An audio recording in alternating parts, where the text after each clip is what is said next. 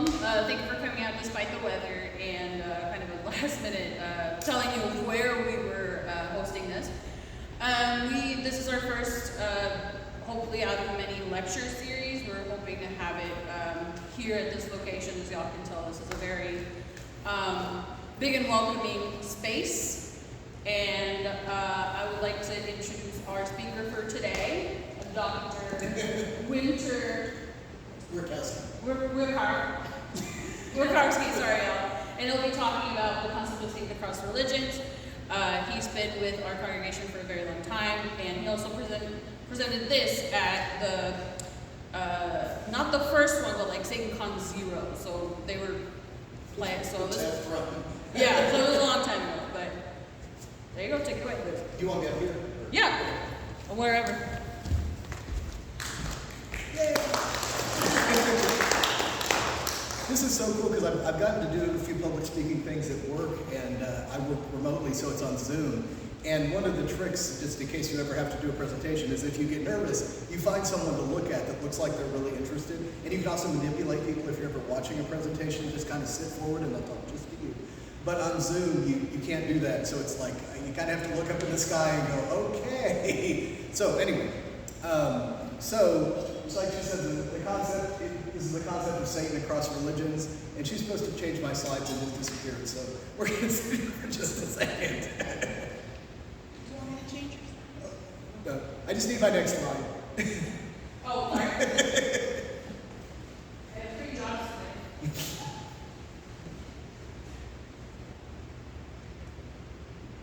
Okay, so religion, my 2 favorite topics in the world are religion and philosophy. So the first thing I thought about when I thought about religion is it probably resulted from 2 things. So humans, or early hominids before we were even what we are now, trying to figure out the world around them and then noticing that things die. Okay, so this weather is actually really perfect, even since I'm old, and even since we were able to predict the weather when I was like 5. If there was a tornado warning, they would say, there's a tornado warning in Collin County. And so we lived in Collin County and we were just all screwed, right? Now, if there were, this isn't tornadic weather, but if there were a tornado warning now, I could pull out my phone and we could look at it. I've taken storm spotting classes and we could, follow it and say, oh, we're okay right here. But I probably need to call my friend that lives up there because there could be a problem.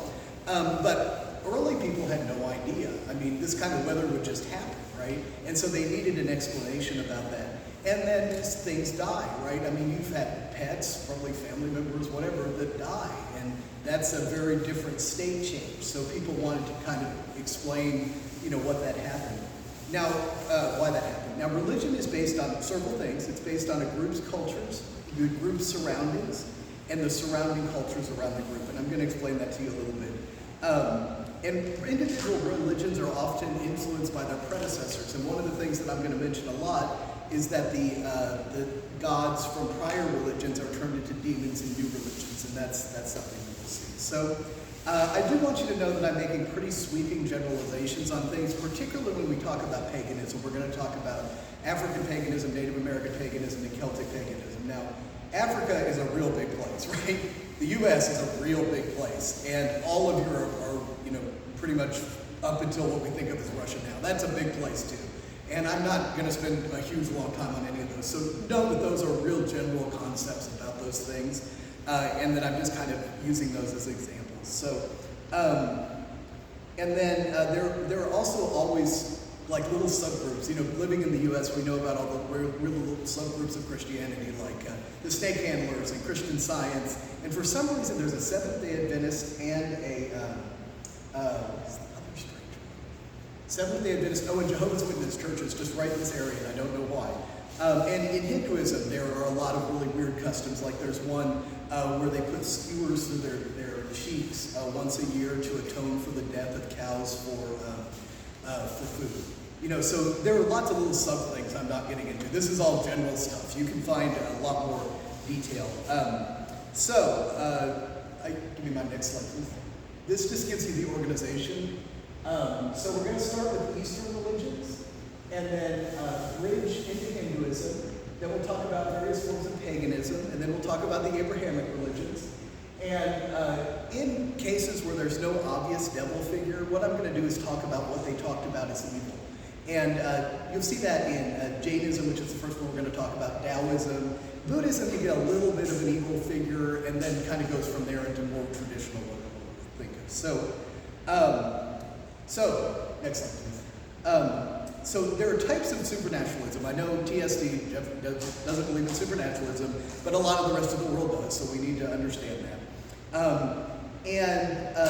A lot of places found, a lot of religious areas found the idea of gods and goddesses not to be enough of a concept to really explain what they were experiencing. So they came up with these other little sub-concepts, and one of them are ancestors, and these can include ghosts just in general or the spirits of dead people. And this is real common in a lot of Eastern religions. Spirits can do things like cause problems for you, or they can be positive things. My dad just passed away on February 6th, and his wife is convinced that he's sending her all these signs. And a couple of them I can kind of see. One of them, I just didn't want to break her heart on this one. She's never going to see this because the legal situation's about to get really bad. We'll probably never speak again. But whenever someone dies, like if somebody loses a pet or they lose a person, I always send this little rose quartz heart to them. It's just on my Amazon. I think I sent you one when your cat died. And so she just didn't open that box. And so she opened it like a month ago and called me and said, "Oh, this was from your dad. I found this marble heart." And, I was playing along and I said, I bet it's pink because if it's pink, it's for love. And that's rose quartz. And I bet that was a love thing from him. And, that's kind of the way that positive interactions with ancestors, can go. But they can be negative too. And appeasing the ancestors is really a really big important thing to do. When I was in China, and this is going to tell you how old I am when I give you this example, but when I was in China, I went to a Buddhist temple, and outside of the temple, they had all these things that you could, made out of like paper mache, that you could burn to give to your ancestors. And so there were little houses and money and VCRs, I'm old, VCRs and TVs and stuff like that you could buy and burn for your ancestors, and then they would be happy with you and they would leave you alone. So that's there, and we'll talk about that a little bit more too. And then there are also messengers and demigods, and this is something I kind of want to explore more. But the idea of the messenger deities is really interesting. This shows up in so many religions, it makes me wonder what it's based on. So we have humans and we have gods, but then in the middle there's like something else. So in Hinduism it's jinn, and we're going to talk about them. In Celtic religions it's fairies, and when you think of fairies for Celtic, don't think about Tinkerbell. The fairies are their own little group of people, and they can be really nasty if they want to be. And then, of course, for Christianity and Judaism, Abrahamic religions, it's angels and demons. So there's this. It's really interesting. I'm not really sure why that's there. And then there are demigods, and these are the children of God and a woman, or a god and a woman. And all of Greco-Roman history would be very simple if Zeus could have just kept it in his pants, because he was always running around making demigods all over the place. But Jesus would have been a demigod. John the Baptist could have been a demigod. Islam considers Muhammad to be a demigod, and Buddha is considered a demigod because of his level of knowledge. Same thing with Muhammad. And then there are the gods and goddesses. So this is what we generally think of when we think of religion. These are beings that are a lot stronger than humans and have existed for longer than humans. Monotheism is the exception, and if you really delve into Christianity, Christianity is not monotheistic at all. The more common way of viewing gods and goddesses is of things that human beings experience. So you have a god of war, god of anger, goddess of rebirth, a goddess of birth, a goddess of motherhood, a goddess of love, stuff like that. So that's what usually happens. So, and it's also based on the area where the culture is. So there's a volcano goddess in Hawaii. We don't have a volcano goddess here. You wouldn't find a snow god in the Middle East or a sand god in Norway. So that's kind of based on that. So, next slide, please. So what makes a Satan figure? So this is not in my notes, so excuse me. So they're the founder of evil, or evil itself.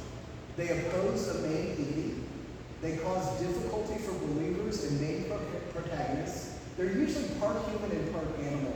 One of the things that I intend to do, and this is an old presentation and I still haven't done it, is do something about horror deities, because that tends to be a very common theme that we're going to see about devil deities, and they're often associated with death.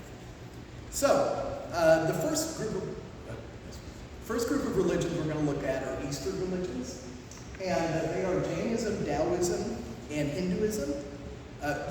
Jainism, Taoism, Buddhism, and Hinduism.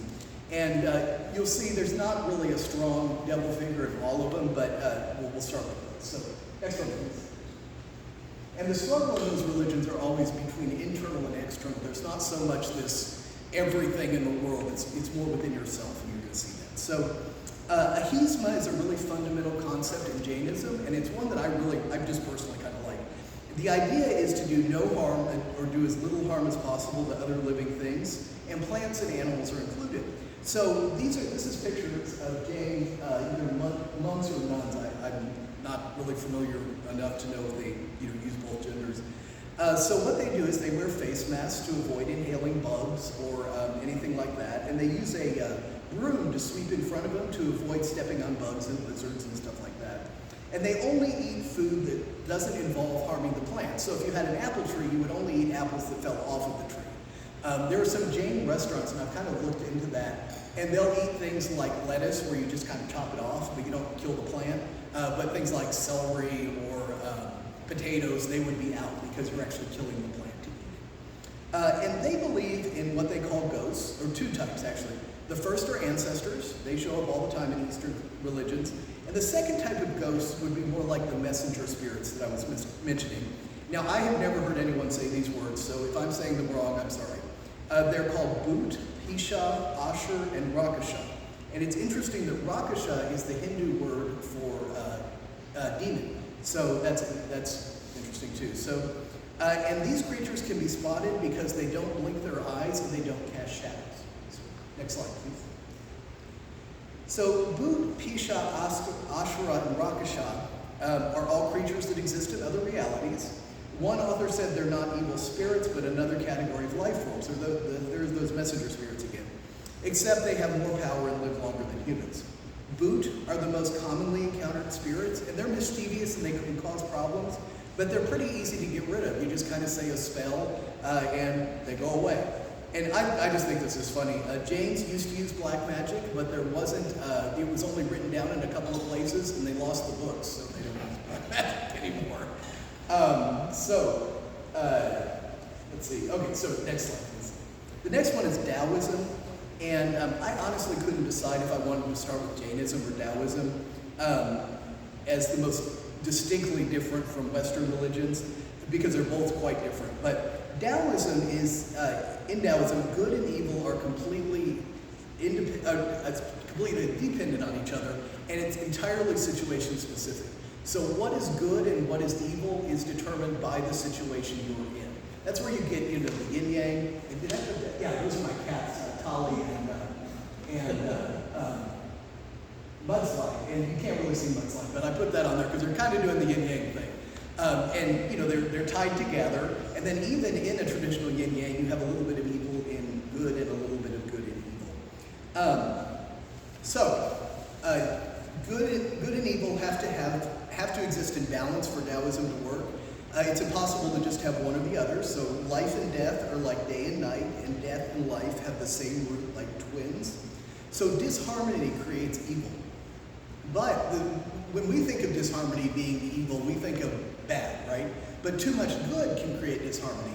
And you all know people that are doormats, right? That's kind of the idea. You can be too good and to your own detriment. This kind of goes against what I was saying, but there are actually three kind of classifications of types of evil in Taoism. One is situational. So that's where a situation is going all too far to good or too far to bad. And there's an imbalance at a micro or macro level. So there could be an imbalance in a person or an imbalance in a culture. I think you can look at the American culture and see that there's a pretty good imbalance going on right now. And then there's absolute evil. And this is so much disharmony that it affects the balance of good and evil in a huge way. So think about Hitler or Trump or someone like that. Next one, please. So in Buddhism, there's either no God or there's a distant God. It's just not really worth worrying about. There may or may not be, but it doesn't interact with your life. It reminds me kind of of deism, if you know what that is. And so it's just not worth worrying about it. So all pain is caused by desire, and the seeds of evil are planted by desire. And this is actually a reaction. Buddhism is a branch of Hinduism, and it's a reaction to the idea of Brahmanism and the caste system in Hinduism. And what this made me think of is about like coveting in Christianity. You know, if a person was free from desire, they would be free from the desire to commit a lot of crimes, right? Because you wouldn't really need to. The ultimate goal is nirvana, and that's a level of spiritual knowledge that doesn't necessarily refute the need of a body, but it changes the way that you exist really on a basic level. And the focus is on the individual because each individual contains the entire universe. So a way of repairing the universe is destroying your ego and looking and seeing the interconnectedness of everything. So this is a quote. By oneself, indeed, evil is done. By oneself, one is defiled. By oneself, evil is left undone. By oneself, indeed, it is purified. Purity and impurity depend on oneself. No one purifies another. But everything is interconnected. So if one being suffers, all beings suffer. Similarly, karma does not mean what you think it means. It's more like cause and effect. So if you go around being an asshole to people, they're going to be assholes to you. There is some idea of kind of a balancing of the universe as a whole, kind of what I was saying with Taoism, of good and evil. But just because you tip someone, it doesn't mean that you're going to have a good day or something like that. It's a much more complex concept than that. So Mara is really the first devil figure that we see. I had always heard her referred to as a her, but everything I read said that it was a he. So maybe they're trans. I don't know. He's the Lord of Death and seen as a demon, and this would place him in the messenger category. Since he's not a god or a demigod himself, he came from an Indian god named Namushi, who could control drought, which is a big deal in India. So some authors cast Mara as the personification of death, the evil one, and the tempter. And pay attention to that concept of tempter, because that's going to keep coming up. Mara may not even be seen to exist outside the human mind, but can represent the force of the unenlightened universe, so clinging to the physical world, stuff like that. Buddha states it makes no difference what we grasp. When we grasp, Mara stands beside you. And I've got some good examples of that. So in one case, Buddha is meditating, and Mara appears to him and offers him very seductive women, which are sometimes called the children of Mara, and Buddha ignores him. Next, he stated that an army of monsters would destroy Buddha, and he ignored that too. And finally, Mara says that he's the only one who can truly be enlightened and challenge Buddha to prove otherwise. So Buddha bent over and touched the earth, which then bears witness to superiority to Mara. And Mara also visited Buddha near the time of his death and tried to scare and tempt him to renounce his enlightenment. Now, for all of you that were raised Christian, lucky you if you weren't, but doesn't that sound a whole lot like Jesus being tempted by the devil? You know, it's interesting. I had always heard that the Bible was influenced by Eastern religions, and I thought that's dumb. You know, they didn't have any interconnectedness. And then I started looking at religions, and it seemed like, you know, some of those stories may have made it across that distance. Anyway, next slide, please. So, Hinduism is one of the oldest religions. There's a book called the Vedas, and the Vedas are the oldest known religious text. And I'm using Hinduism in an interesting way. When I get to paganism, which is the next one, you're going to see really Hinduism is paganism, but it kind of bridges the gap between Eastern religion and then what we more think of as religion in our culture. So I'm kind of presenting it differently. It really is paganism. But Hinduism is an extremely diverse religion made up of the coming together of beliefs across India and the Eastern area. And this is really obvious if you read a text like the Mahabharata. Now, you need to have a lot of time on your hands to read the Mahabharata. It's literally about this thing. And I'll tell you the tip that my friend suggested for it, and that is, there are a lot of names that were originally probably in Sanskrit, but they're long and they're confusing. And what he suggested is instead of trying to remember those long names, give them other names. So that's Bill. And when you see that name, you think Bill. And that way you're not trying to constantly, translate those names in your head. But it's about a war that goes on for like 19 days and all these things that happen during the war. My favorite is the guy gets shot thousands of times by arrows, and he turns from through the course of the war, he turns from a battle-hungry man into this sage before he dies. It's a really interesting idea.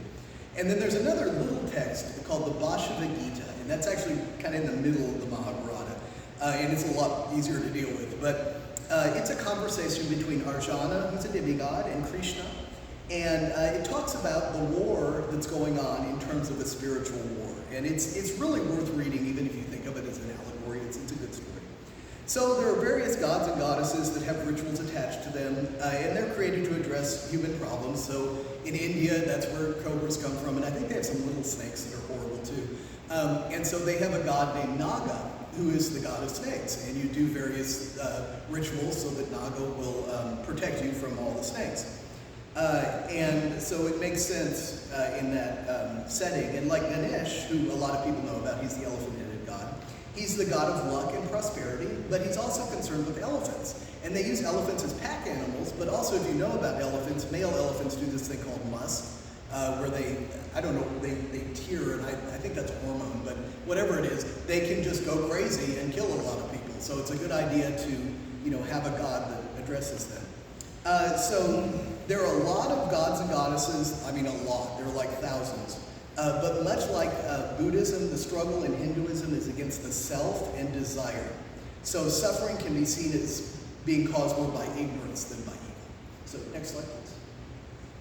So Ravana is the first demon figure, and it's from inside out. And the reason that a lot of Hindu gods and goddesses have so many heads or arms or whatever, it's to symbolize all the things that they do. And if we knew more about the culture, we would know what each of those things Ravana is holding stands for and had a better picture. So Ravana is a demon figure in the Hindu text called the Ramayana, and it's a pretty approachable text. It's like that. And it describes the interaction between Ravana and Rama, who are both demigods.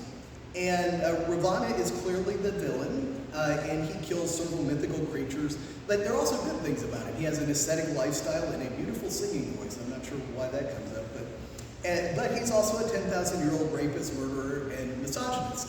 And what's particularly bad about Ravana is that he was an ascetic and a good guy for 10,000 years, and then at the very end of his life, I guess, as a demigod, he decided to become evil. So that's what that story's about. And what's really interesting is that you discover at the end of the story that Ravana is actually a devotee of Rama, who he's been the antagonist against. It's an interesting idea. And Ravana is directly compared to Satan by many writers, and he has some pretty clear parallels. He's not absolute evil, but he's a character that's able to do good but chooses to do evil. He has a kingdom he rules over, and he has devoted servants. And in fact, Ravana has been worshipped as an anti-hero by people in relatively modern times as a way to oppose political dominion of groups that they disagree with. Doesn't that sound familiar? And it's suggested that Ravana will eventually be let into heaven when he dies. There is heaven and hell in Hinduism, but hell is just kind of a place where you get purified. One of my very favorite movies is Jacob's Ladder. The remake is terrible. Watch the one from 1990. Yes, I'm that old. And you need to watch it twice, because you're going to hate me the first time you watch it, and then the second time you're going to go, oh, wow. And it's kind of along these ideas. So Yama, that's the second guy there. He's the god of death in Hinduism, and it's a frequent error that people make when talking about gods, that they want gods of death to be Satan, and they want them to be evil. So Yama is pretty insistent on his role, of course. But he's not an evil or rebellious figure. He's considered to be one of the protector deities in Hinduism and Buddhism. Now, Kali is my favorite goddess, and she's often called the Dark Mother, and she's really difficult to classify into good or evil as presented by Western culture. Part of the issue with Kali is the way that she's presented as physically black. Now, not just like an African person. In this picture, she's really dark blue, but a she'll be presented as black. And her name means dark, and she's got her tongue sticking out, and in this one she's holding a guy's head, and she's standing on top of a guy. And I think her little necklace is made of arms on this picture, but oftentimes it's made of heads. And you can read the story about why she's standing on that guy. It's actually a good story.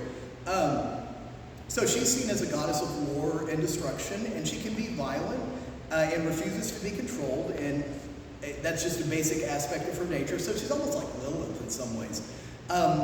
But she's also seen as a mother goddess. So what Kali really is she's nature. Her name means a force of nature. So nature can be primordial, it can be creative, it can be nurturing, it can be destructive. You know, we're getting a whole lot of rain, but I'm sure people have been in car wrecks. You know, nature is not, and I always laugh whenever we think we control, you know, the world, and not for the people that die, but just for the concept. Then there's a hurricane or a tornado, and it just goes, you know, and shows us how important we are. And that's nature. So Kali also represents higher knowledge and reincarnation, and this association with forces of nature and reincarnation is something we'll also see in some Satan figures. And another thing in Hinduism to consider, and really consider this with all religions because it's kind of the way I view most of them, and that is that the whole thing's an allegory. So it teaches you something important without you having to really believe any of it. So here's a quote from Gandhi talking about Hinduism. According to Hindu belief, it would seem the tempter is no person outside of us, nor indeed is it only one, for there are 6 enemies of man: lust, anger, greed, infatuation, pride, and envy and jealousy. The biblical conception is neither new nor original. Satan is not a personality even in the Bible.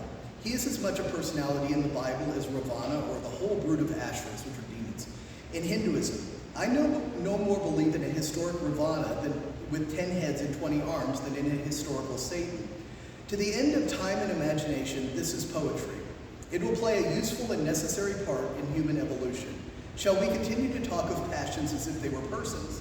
Do they not torment us as much as evil persons? So, next slide, please. And this next one is paganism. And how did I do this? Okay. Like I said, I pulled Hinduism out because it's such a huge religion. It really falls under the pagan concept. So there's a belief in many gods. There's a belief in some way of communicating with the gods, so ritual, magic, knowledge, stuff like that. The religion usually has a strong connection with nature, which is equal to or more important than a belief in deities. And there are degrees of knowledge, so there's a priest class kind of. So the first concept is easy. Paganism is a belief in many gods. Unlike some religions, the deities are more concerned with their own lives than the lives of their creation. So when I was a Christian, I always kind of had this picture of Yahweh just waiting for me to screw up so he could send me to hell. And that's not what the pagan gods are doing. They're off doing their own stuff. And if you want to do ritual to them, you'll notice that usually there are bells or drums, or you put out their favorite food or something like that. Because what you're going is, hey, excuse me, could you help me with this thing that I need help with? So they're doing their own thing most of the time. And then there's the respect and connection for nature, which is at least as important as the god and goddesses, if not more so. Druids, for example, feel that a connection with the gods comes after a connection with nature. And then there are usually 2 levels of knowledge in paganism. There's basic, which are things like basic rituals and the seasons in the year and stuff like that. And then there's mythology or mystery stories. And that's how you get into the priest classes, by understanding these mythologies and mystery stories. We're not going to talk about that a lot in this presentation, but it's good to know it's there. So next slide, please. So the types of paganism, remember my warning at the beginning about each of these 3 forms of paganism. They were practiced way across huge cultures, so I'm giving you really general concepts of them. And generally, anytime any group of people is living together in isolation, they create some kind of paganism, which is really interesting. So we're going to look at Native American, African, and then Celtic, which is a recreate. I'm going to get into that in a minute. Okay, so next slide. I can go down there.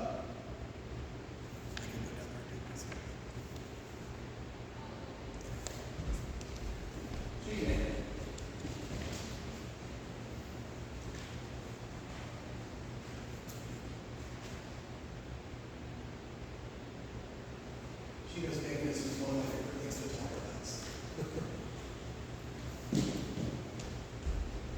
about. Okay. So Native American. They have one deity that's called the Great Spirit or the Exceptional Spirit, but it's not necessarily, I just called it a deity, but it's not necessarily a deity. It is your higher self. So you may have run across this concept before. So you have we live on this plane, right? If you've read Tolkien, you understand this. There's this plane, there is the higher plane, and there is the lower plane, and you exist on all of those planes. They think that the Great Spirit is more your existence on this higher plane. And both humans and animals live on after death. So in 1902, this is another name I've never heard anyone say, Ohesa stated that spirit pervades all creation and that every creature possesses a soul to some degree, though not necessarily a soul that's conscious of itself. The tree and the waterfall, the grizzly bear, each is an embodied force and each is an object of reverence. Peace will come to the hearts of men when they realize their oneness and the universe is everywhere. So for Native Americans, there are shamans that can help individuals work with spirits and plants and animals. And plants and animals can be seen kind of as messengers. They appear when a person needs their medicine. So if you ever hear that term, that's what that means. There are spirit guides, both human and animal, and those are also strong concepts in their tradition. These spirit guides often provide guidance around a specific area that's troubling someone. So there might be a spirit guide that's a turtle that stands for patience, or a cow that represents motherhood, or a buffalo for providing for the tribe, or something like that. So related to this, animal spirits can show things in different ways. So coyote, for example, is mentioned as one author as being as close to a devil figure as you're going to get in Native American religions. And he's a trickster. And he often does the wrong thing, and he does it for two reasons. And this is going to get into what a trickster figure is, which just as a preview is what I think Satan is in Christianity, is a trickster. So what they do is they have people do the wrong thing for two reasons. One, to strengthen their understanding of themselves, and two, to help them learn the difference between right and wrong. And we do this with kids, right? You know, I have pet rats, and one of my best friends, when his son was young, he wanted to stick his finger in the rat cage. We said, Sebastian, don't stick your finger in the rat cage. And what did he do when we were looking? He stuck his finger in the rat cage and he got bit by a rat. And we said, wow, that hurts, doesn't it? And so that's kind of the idea of what a trickster god can do. So the next one is African religions. And they believe in a supreme force that created the universe, and it's represented by the universe itself. And all the forces in nature. So it's pantheism, right? This supreme God is in everything. The moon is a male god who's worshipped by several tribes, and the earth is seen as a female force. They believe that spirits affect the destiny of human beings in good or bad ways. So ancestors can become destructive spirits if their bodies aren't treated in the correct ways. Again, you would bury someone with stuff that they liked, so that they would be happy in the afterlife. They appreciate that good and evil are two sides of the same coin and have to exist together. And here's this balance thing, right? A person doing bad things is seen as being out of balance and following destructive practices. And if someone is good, they're following positive practices. But that switches back and forth between a person, and that's just being human. We all see that. There's no concept of the devil, because the argument between good and evil is seen to be personal.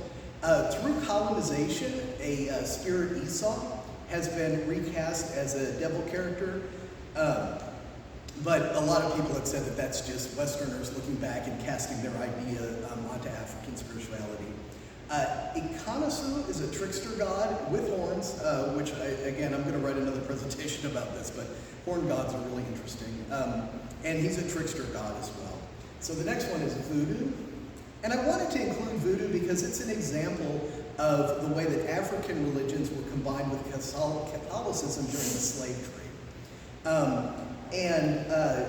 It's an example of the way that religions can be changed. So what happened is during the slave trade, obviously the colonizers didn't want the African people practicing their religion, because one of the ways you organize people is through religion, so they didn't want them to do that. So they used Catholicism, or they taught them Catholicism, which then they combined with African religions. I didn't know this when I wrote this presentation, but I always have to point this out now that I know it. There is actually a version of the Bible that the slave traders gave to black people and Native American people that takes out any ideas of freedom until the afterlife. So they actually edited that. There's a display about that at the Smithsonian. You can buy a copy of it on Amazon. I haven't bought it yet. But that just, I'm not even Christian, and that just irritates me. So this is primarily practiced in New Orleans, Haiti, and other islands that are areas that were stops in the slave trade. They believe in a single god called Bondi, which means good one. And then there are spirits called Iowa or ayahuasca. And these spirits are appealed to by giving them physical things they like. Rum is one that one particular deity likes a lot, or flowers or incense or food. And it's a really neat religion to watch. The first non-Christian ceremony that I participated in was in voodoo. Next one, please. Celtic, again, like I said, this is a lot like the Native American beliefs and the African beliefs. This is a whole lot of people that I'm trying to describe here. So what happened with Celtic religions is that the incoming armies of Roman Christians came in and basically said convert or die, and a lot of people died. And so in the early 1900s to about 1950s, there became Reconstructionists. And Reconstructionists went and found any documents that they could and said, okay, this is what we think these religions may have looked like. And so what you see now is Wicca followed by Druidism. There's a lot of Nordic, but that's a little bit higher, further north. But in terms of the Celtic ones, you see Wicca and Druidism, and both of which have several types. So Garner was one of the main reconstructors of Wicca, and a guy named Noonian was the one who tried to figure out Druidism. And there are about 1 million branches of Wicca that believe just about everything. Druidism has stayed more centralized, but they believe in a god and a goddess, and they are approachable in a variety of forms. And just like I was mentioning before, they branch out into gods and goddesses of things like birth and death and sex and reincarnation and stuff like that. And Wicca tends to be focused with more with magic, and Druidism is more concerned with living in harmony with nature. And very specific tools are used in the practice of Wicca, so things like incense, an athame or a wand. What's funny is an athame is a knife, but you don't use it to cut anything. Garner, one of the Reconstructionists, just kind of really liked knives, and so there's this idea that he just put those in there so he'd have a knife to play with when he was doing this stuff. And there were specific types of candles, stuff like that. And most Wiccans use their tools for just their Wiccan rituals, but not anything else. Some really like the idea that these are just, they just reached in their kitchen drawer and pulled out a butter knife, and that's what they're going to use. And the horn god is an important in all three of these religions, and he's seen as representing nature. Just like Kali, he can be seen as a destructive force. And like I said, I was going to do more about him in a later presentation, but he is the reason that the devil looks like he does in a lot of pictures. Because remember, the gods from the old religions become the devils in the new ones. So, okay, next slide, please. Now we're getting to the big ones, right? The Abrahamic religions. These are Judaism, Islam, and Christianity, and they're lumped together because they have a lot of the same texts. And this is where we see the direct character that we know as Satan. So since a lot of you maybe, hopefully, had the fortune of not being raised in Christianity, I'm going to give you some background before we start talking about the concept of the devil. I'm going to give you a timeline of where these religions broke off from each other, and then I'm going to give you the commonalities about the three religions, and then we're going to discuss the practices and beliefs of each religion before looking at their view of the devil. So, next slide. This is the world's shortest version of this timeline. I mean, really, you can go. My background is in psychology research, and so I think that God is going to get me if I don't make a reference section. So if you want the references and see these longer timelines, you're welcome to. This I literally just put together a tiny bit because I didn't want this whole thing to go over an hour. So, for the purposes of history, we're just going to assume that all these people really existed, which is actually pretty unlikely. But to trace the religions, you have to assume that there's some history to it. So, I'm only including the major events. And you can see more mythological events in the longer timelines, like Adam and Eve and the flood. But I want you to understand the way these three religions are related to each other. So the first place that these three religions intersect is the story of Abraham and his sons, Ishmael and Isaac. And what's interesting is this goes real differently depending on the religion telling the story. So in Judaism and Christianity, remember Christianity is actually a branch of Judaism. Abraham's wife, Sarah, is too old to have children. I think she's like 900 or something like that. And everything is not matrilineal. It's passed on to the father. I can't think of the word right now. Patrilineal. And so Abraham really needs to have a son. So he gives, his wife gives him one of her servants named Hagar to have a son by him, and she does. And then later, Sarah actually has a son for Abraham named Isaac. And this is not really great for Hagar and Ishmael. And so this is where we get into these wonderful biblical parenting values. Abraham takes Hagar and Ishmael and leaves them in the desert to die. And they're fixing to die, and an angel appears to them and saves them and says, "You're going to have your own people." And that people ends up being the Islamic people. But in Islam, there's a really similar story, except instead of being abandoned, Hagar and Ishmael are taken to Mecca by Abraham. And and I didn't mention, of course, the sacrificial story between Abraham and Isaac, where Abraham marches Isaac up a mountain and then ties him up and is going to sacrifice him, and God stops him. Right? Can you imagine the walk back down the mountain trying to explain what had just happened? One of the podcasts I listened to was talking about that. So in Islamic history, the sacrifice story happens to Ishmael, and this is all prior to Isaac's birth. And also, this makes a lot more sense. In the Islamic account, Iblis, who is Satan, is the one that commands Abraham to kill Ishmael, and then he's stopped by Allah. That certainly makes the story make a lot more sense, right? And then, of course, traditional time is measured by when Christ was born. Muhammad was born in 571 BCE, so that's a really quick overview. So there's a significant overlap between the books for Judaism, Islam, and Christianity. So I'm kind of presenting these as discrete entities, and they're not. So the first 5 books of the Old Testament are actually the Torah, and that's referenced by the Quran, although it's not quoted in the Quran. And the story of Moses and Jesus are referenced in the Quran, but are not in the Quran itself. So these religions probably knew about each other, is what all that tells you. And they're very interlaced even today. It's always seemed weird to me how much Christians and Muslims how much time they spend hating each other, when really it's the same God when you go back into the history. Allah just means God in Arabic.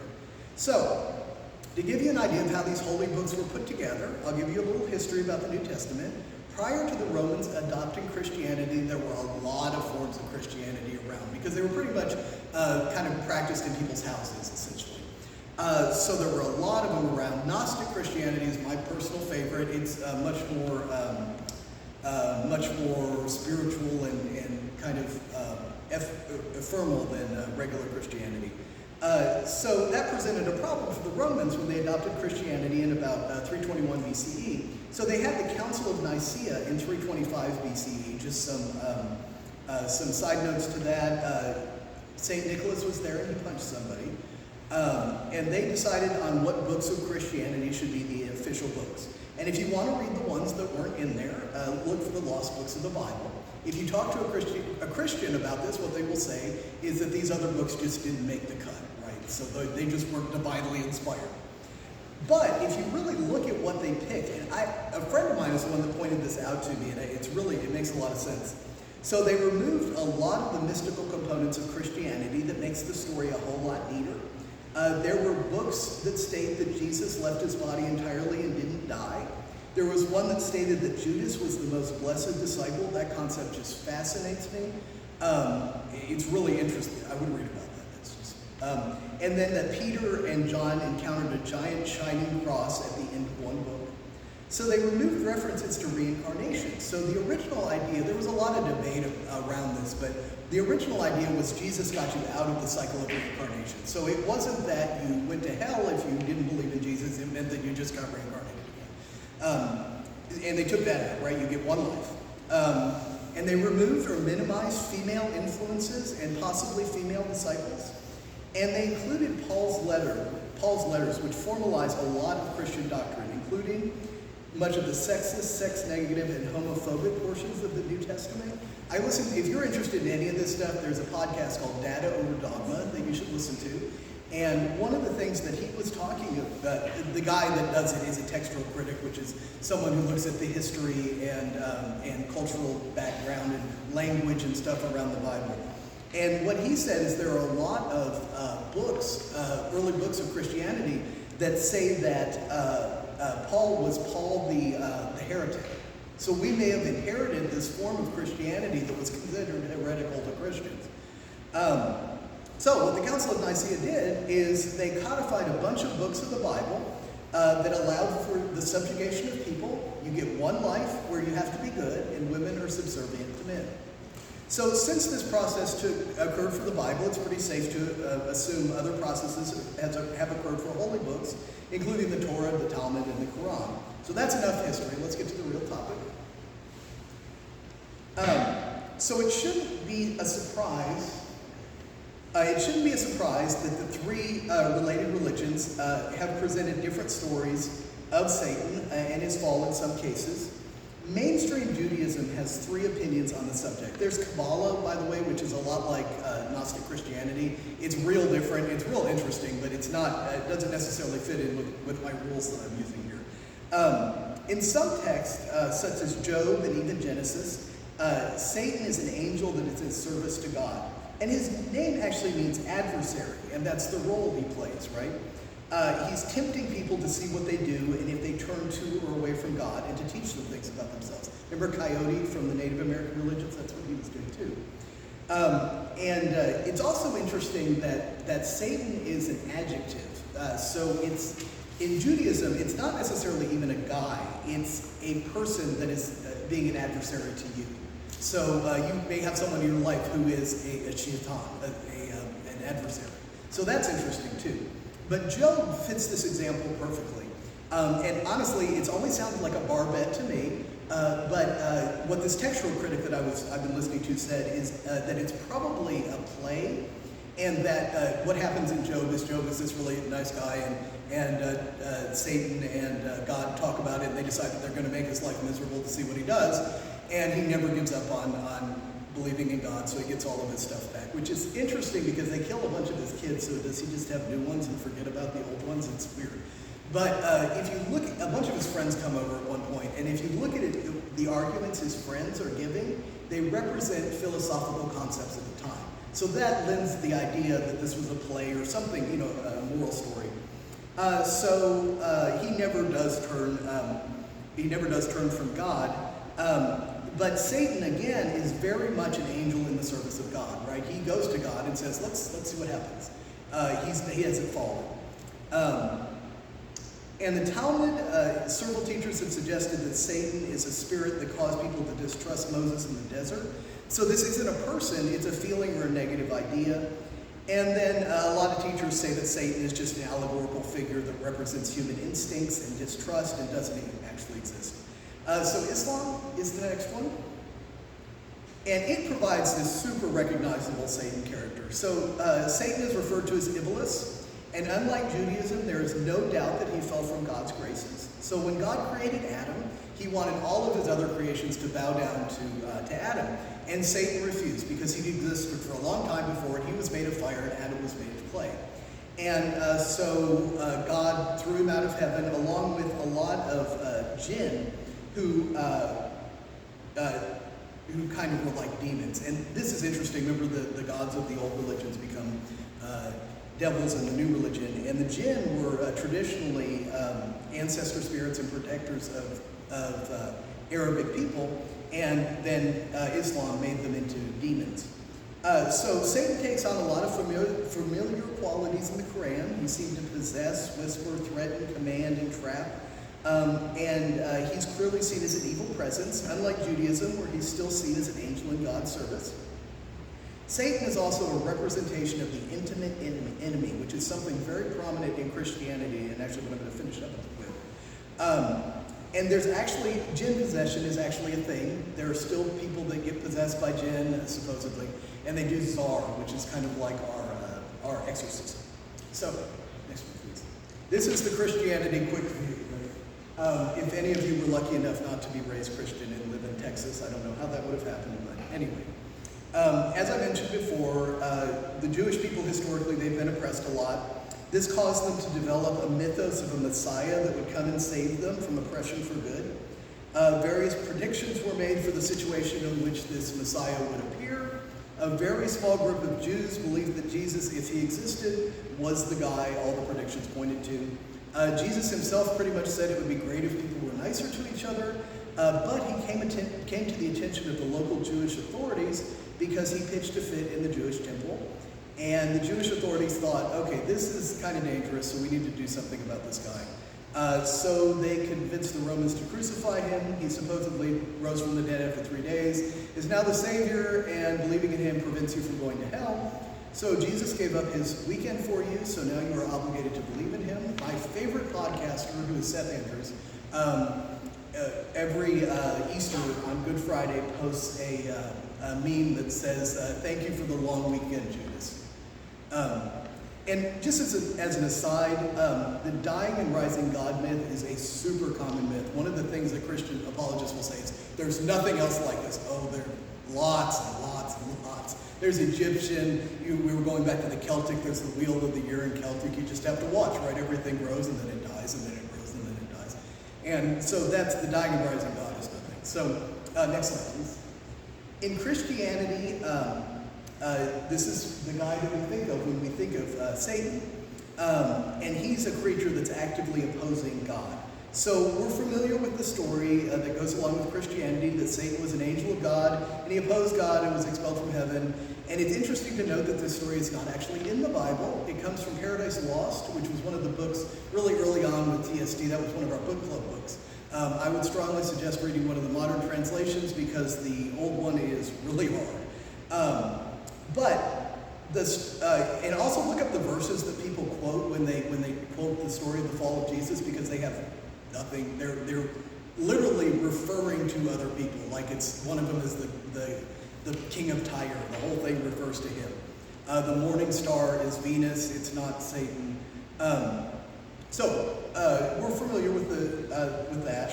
The struggle between Satan and God and Jesus is supposed to mirror a cosmic battle that's going on between good and evil. So anytime Satan wins, there's a little win in the cosmic battle for evil, and if God wins, there's a win in the cosmic battle for good.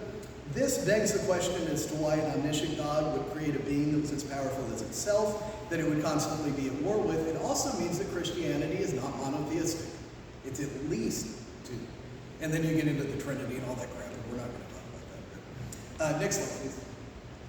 So Satan as the intimate enemy, and this is a theory presented by a lady named Elaine Pagels across a whole bunch of books and a whole bunch of articles.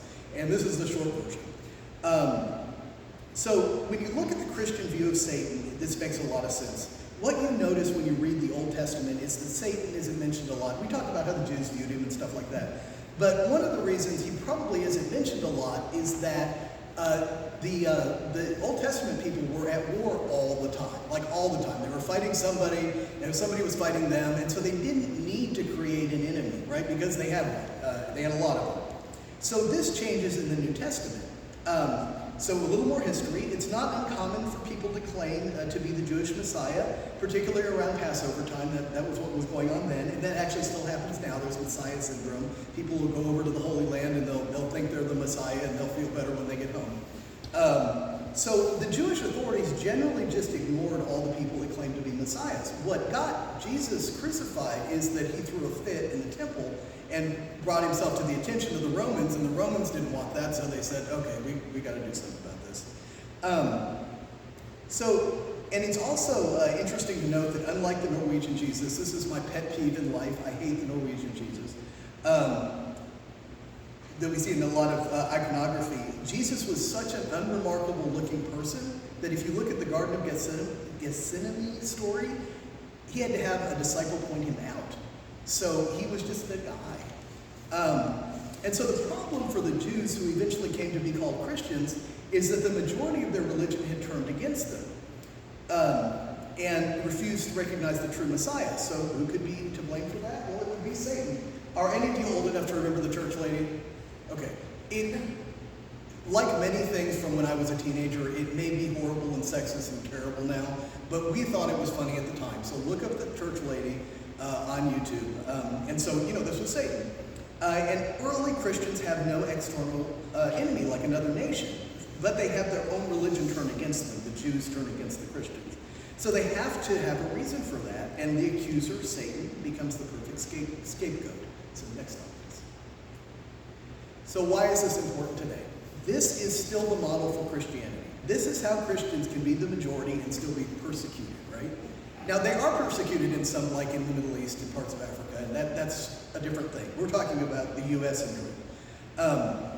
Australia, probably too. So Satan is around every corner, and everything is about to go bad. I was handing out those punch cards. I've been joking about those for years, and I finally got them made on Etsy. But, the world was going to end on April 8th.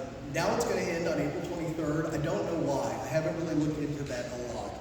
I have a coworker who, you should always be respectful to people regardless of their religion, and I'm respectful to her, but I read a lot about Jehovah's Witnesses when I found out she was a Jehovah's Witness, and they predict the end of the world all the time. And you know how they get around it? They just say, oh, that was old light, now we have new light. So, it's just different now. But anyway, this is how Satan is around every corner. I used to show cats, and I went to a cat show, and someone was talking about how if the liberals get their way, pedophilia will become a sexual orientation and will be accepted by society. That's never going to happen in any civilized society ever. And it seems to me that the evangelicals and the Catholics are the one with that problem. But something horrible is always about to happen, right? So the truth is, though, they're just not getting their way. When I wrote this, they weren't getting their way on abortion and homosexuality. They seem to have gotten their way on abortion, but they're not going to on homosexuality, hopefully. And they force other people to accept new points. Remember that a loss of privilege looks like persecution. That's the main thing to think about when you think about Christians. All this time, they've been the ones, right? And now there's pluralism. We have people moving in from other parts of the country, and we realize that other religions exist. So this meets the criterion laid out by Pagels, that there is no real enemy for Christianity in the U.S. No one is really persecuting them, so they have to create an enemy and lean on Satan as influencing culture as a whole. This also explains why Satanism has become more influential and gained more interest. It seems more and more people are being interested in Satanism as it becomes clearer and clearer that Christianity has become sort of a bastardized version of itself. For example, I have a friend, he's 60 now. He was a missionary from the time he was 18, probably younger, but officially a missionary for the Pentecostal church from the time he was 18 to when he was 38.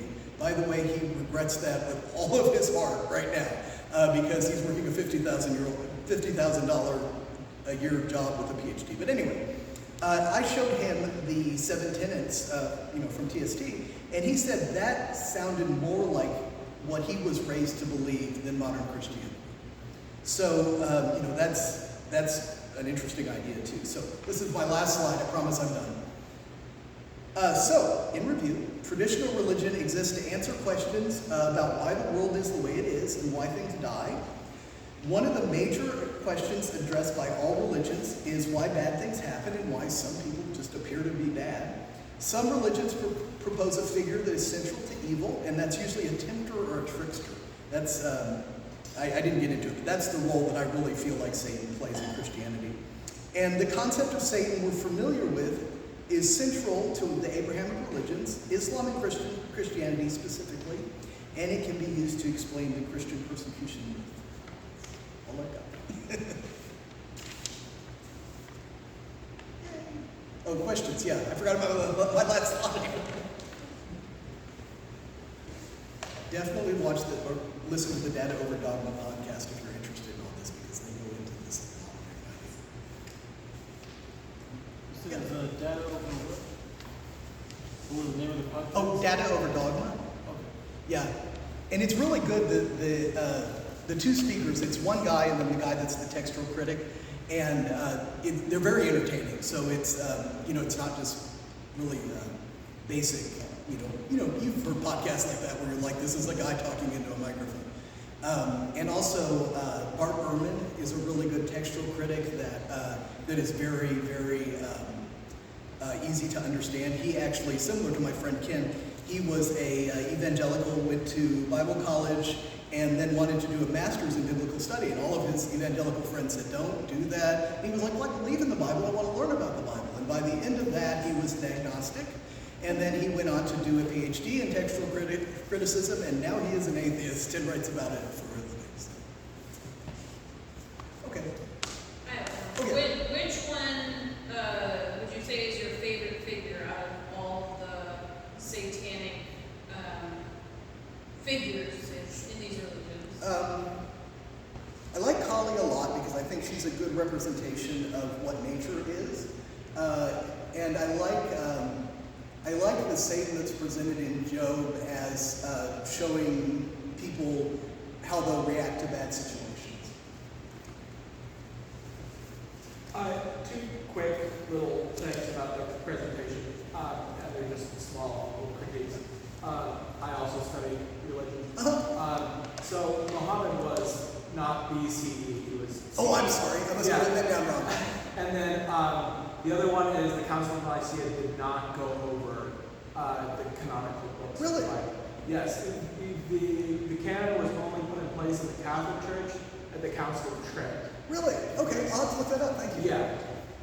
The only thing that the Council of Nicaea really codified was the Nicene Creed. Okay. Yeah. Great. Yeah, thank you. I'll definitely look those up. Thank you. Yep. Any other questions